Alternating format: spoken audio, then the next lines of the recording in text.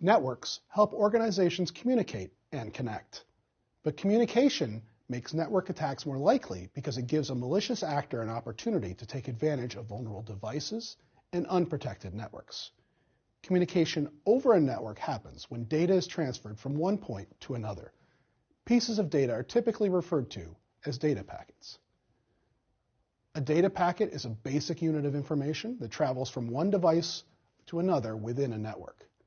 When data is sent from one device to another across a network, it is sent as a packet that contains information about where the packet is going, where it's coming from, and the content of the message. Think about data packets like a piece of physical mail. Imagine you want to send a letter to a friend.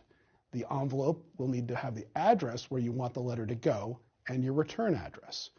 Inside the envelope is a letter that contains the message that you want your friend to read. A data packet is very similar to a physical letter. It contains a header that includes the Internet Protocol address, the IP address, and the Media Access Control, or MAC address, of the destination device. It also includes a protocol number that tells the receiving device what to do with the information in the packet. Then there's the body of the packet, which contains the message that needs to be transmitted to the receiving device. Finally, at the end of the packet, there's a footer. Similar to a signature on a letter, the footer signals to the receiving device that the packet is finished. The movement of data packets across a network can provide an indication of how well the network is performing. Network performance can be measured by bandwidth. Bandwidth refers to the amount of data a device receives every second. You can calculate bandwidth by dividing the quantity of data by the time in seconds. Speed refers to the rate at which data packets are received or downloaded.